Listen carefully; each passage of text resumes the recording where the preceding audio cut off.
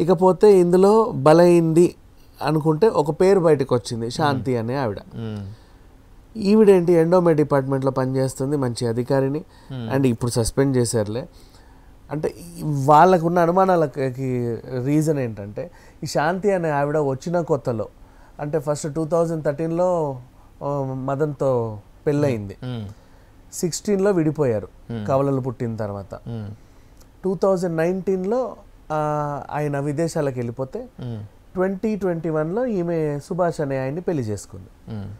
అతనితో మళ్ళీ ఒక సంతానం ఉంది అని ఒక వార్త బేసికలీ. ఆ తర్వాత వీళ్ళు చెప్పుకునే కథలు. నెక్స్ట్ ఆ హస్బెండ్ ఏమన్నాడు అంటే, నేను విదేశాలకు వెళ్ళిన తర్వాత ఆవిడ గర్భవతి అయింది, దానికి కారణం విజయసాయిరెడ్డితో ఆమె చాలా క్లోజ్గా ఉంటుంది. దానికి కూడా రీజన్ చెప్తా. ఆ సుభాష్ అనే ఆయన చెట్టు కింద ప్లీడరు, ఒక గవర్నమెంట్ ప్లీడరు. ఏదో ఈమె కూడా న్యాయశాఖలో చదివింది, లా చదివింది, ప్రాక్టీస్ కూడా చేసింది. ఆ చిన్న పరిచయము ఏదో అట్లా తోటోడు కదా అన్నట్లుగా ఏదో వచ్చినట్టుగా ప్రొజెక్ట్ చేసి బతుకుతున్నారు బయటికి. కానీ నిజానికి ఈవిడనే విజయసాయిరెడ్డి గారికి ఒక ఇల్లీగల్ అఫైర్ ఉంది అని ఆయన గట్టిగా చెప్పాడు. అండ్ ఆ సంతానం కూడా అయిందే అని చెప్పుకోవచ్చు. ఇక తెర మీదకి అందరూ రావడం మొదలుపెట్టారు. ఎందుకంటే ఇంత పెద్ద ఎలిగేషన్ పాస్ అయిన తర్వాత ఇంకా వాళ్ళకి వాళ్ళు సంజయ్షి చెప్పుకోవాలి. సంజయ్షి అంటే అట్లీస్ట్ దాని సమాధానం అన్న చెప్పుకోవాలి. సో ఇక విషయానికి వస్తే శాంతి గారి గురించి ఎందుకు ఇన్ని ఎలిగేషన్స్ వచ్చాయి అంటే ఆమె చుట్టుపక్కల వాళ్ళు కూడా ఖండించట్లా, భలే దొరికింది అనుకుంటున్నారు. ఈమె స్టార్టింగ్ లో 100 కాసుల జస్ట్ ఎంతో బంగారంతో వచ్చిందండి, కొంచెం చిన్న ఉండే ఆయనతో ఉన్నప్పుడు. అంటే ఇక ఎంత కాదనుకున్నా ఒక పెళ్ళయి 2 పిల్లలున్న తల్లికి ఎంతో కొంత ఉండదు. అత్తింటి నుంచి వచ్చినా పుట్టింటి నుంచి వచ్చినా వంశపారంపర్యంగా వచ్చినా మొగుడు మంగళసూత్రం కొంచెం ఉంటుంది. అవి కాస్త పెరిగి ఇంత అయ్యాయి. మరి అవి ఎక్కడి నుంచి వచ్చాయి అన్ని. అండ్ నెక్స్ట్ ఈవిడ లైఫ్ స్టైల్ ఎలా మారిందంటే, ఆయనతో ఉన్నప్పుడు ఈవిడ డ్రెస్సింగ్ స్టైల్ చుడిదార్ వేసుకునేది, కాటన్ చుడిదార్ వేసుకునేది. అండ్ నెక్స్ట్ ఇలా సెంటర్ పాపిడి దువ్వుకొని చాలా సింపుల్గా, అంటే ఇప్పుడు మామూలుగా ఇప్పుడు మనం ఇళ్లలోకి వెళ్తే మన అమ్మలు మన మమ్మీ వాళ్ళ దోస్తులు ఎలా ఉంటారు, జస్ట్ ఇంట్లో క్యాజువల్గా టీలు కాఫీలు తెచ్చేటప్పుడు అలాగే ఉండేది, నార్మల్గా ఉండేది.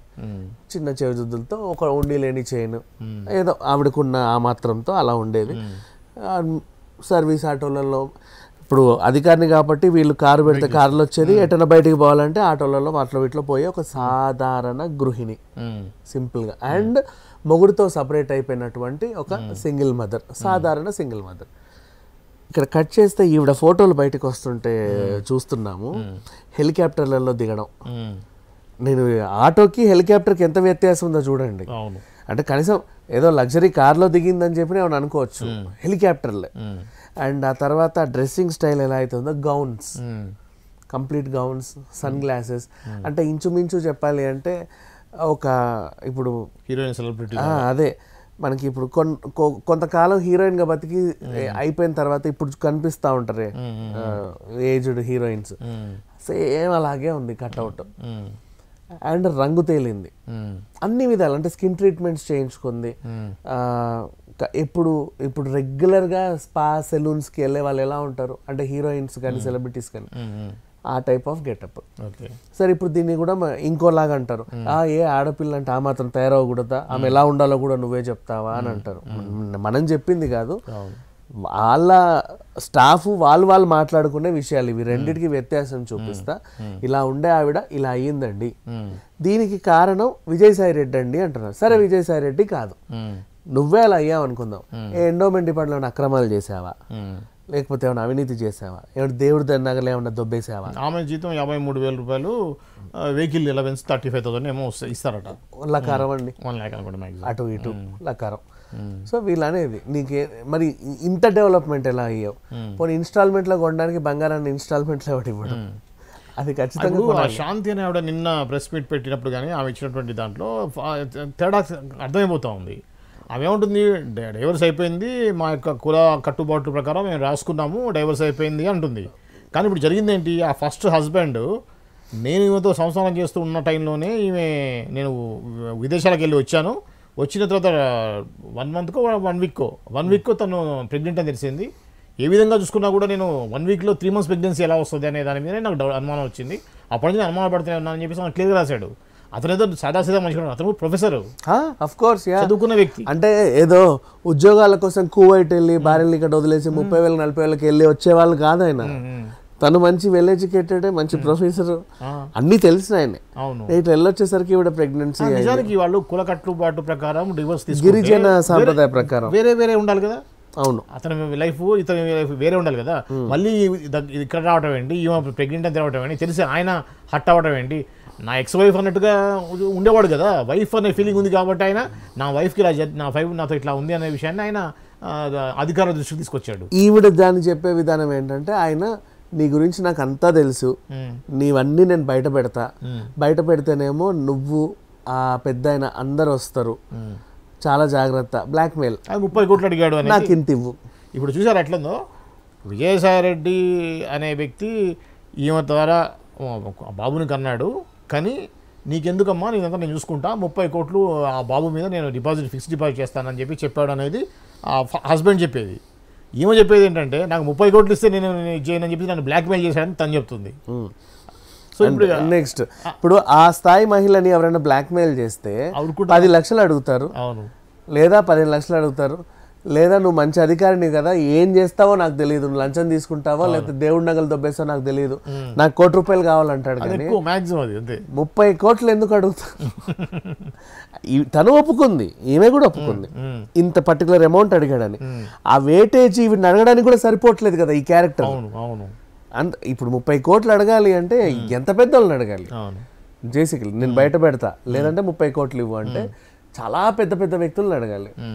సో ఆయన డిమాండే అంత ఉంది అంటే ఈవిడ ఇంకెంత చేసి ఉండొచ్చు అనే అనుమానాలు వస్తున్నాయి బయటికి, అంతే. అది వీళ్ళ పరస్పరం అంటే జరిగిన సిచ్యువేషన్స్ ఒప్పుకుంటున్నారు, కానీ అభియోగాన్ని మాత్రం ఒప్పుకోవట్లా. కానీ సిచ్యువేషన్స్ చూస్తేనేమో అసలు దేనికి రిలవెంట్ లేదు. ఎంత కాదనుకున్నా, ఇప్పుడు మొన్న నిజం చెప్తున్నాను, డ్రగ్స్ కేసులో ఫర్ ఎగ్జాంపుల్ మన హేమ దొరికిందండి. ఆమెని ఇప్పుడు నువ్వు ఉండకుండా చేయాలి అంటే నాకు ఇంత ఇవ్వు అని ఎవరు అడిగినా సరే మహా అయితే ₹1,00,00,000 అడుగుతారేమో, కానీ నాకు 30 కోట్లు ఇవ్వని అడగరు. అయ్యో ఆమె ఆర్టిస్ట్, అంత ఉంటాయా లేవా అనుకుంటారు. ఈమె పైగా ఒక ఎంప్లాయీ, ఓ 50,000 ఎంప్లాయీ.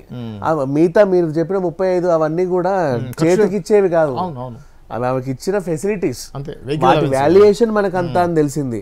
ఆ ఫెసిలిటీ లేకపోతే ఇప్పుడు రోజు ఆటో ఖర్చులు, బస్సు ఖర్చులు కూడా అంతే అవుతాయి, అట్లాంటివి. సో ఈమెకు 50,000తో బ్రతికేది, అవి కట్టింగ్లు పోని ఎంతో కొంత వస్తాయి. అంటే చాలా సింపుల్గా పిల్లల్ని దగ్గరున్న కాన్వెంట్ స్కూల్లో, దగ్గరున్న స్కూల్లో చదివిస్తా, ఓ రెంట్ కట్టుకుంటూ సాధారణ జీవితం గడిపే ఒక గృహిణి అంటే, అలాంటి గృహిణిని ఎవరు కూడా 30 కోట్లు ఇవ్వమని అడగరు. అడిగాడు అంటేనే సంథింగ్ ఉంది అని. ఆ సంథింగ్ నీకు నిజంగా విజయసాయి రెడ్డా కాదా అనేది బయటపడాలి.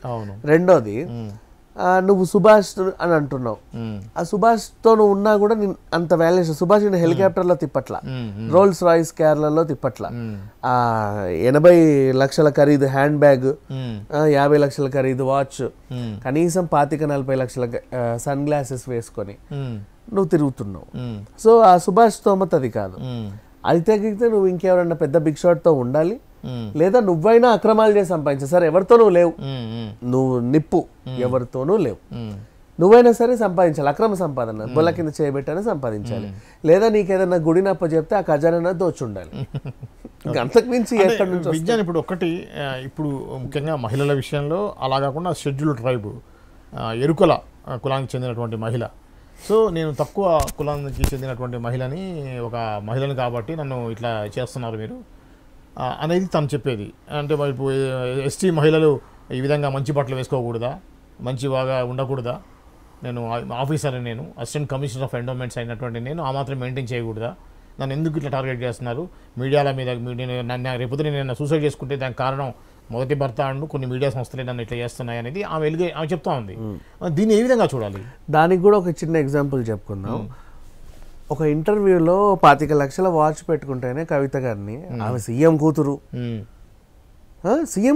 10 ఏళ్ళు సీఎం ఉన్న కూతురు, గిఫ్ట్ కూడా ఇచ్చి ముచ్చటబడి కూడా ఇస్తారండి, ₹1,00,00,000 వాచ్ కూడా ఇవ్వచ్చు, తప్పలేదు. ఆమె 25 లక్షల వాచ్ పెట్టుకుంటేనే 500 సార్లు క్వశ్చన్ వేశారు, అవునా? అలాంటిది ఒక 50,000 సింపుల్ ఎలాంటి బ్యాక్గ్రౌండ్ లేని యువతి ఆమె కూడా అదే 50 లక్షల వాచ్ పెట్టుకుంటా, కనీసం 25 లక్షల వాచ్ పెట్టుకున్నా అడగరా?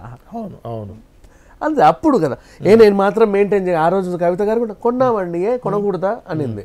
తప్పులేదులే, అక్కడ కన్విన్స్ అవ్వచ్చు. తర్వాత ఇక్కడ కన్విన్స్ అయ్యేలాగా కూడా లేదు కదా. నువ్వు మెయింటైన్ చేసేది అసలు సాధారణ ఎస్టీ గిరిజన మహిళ ఇలాంటి బట్టలు వేయకూడదు అంటే వేసుకోవచ్చు, హ్యాపీగా వేసుకోవచ్చు. దానికి ఒక ఖరీదు ఉంటదండి.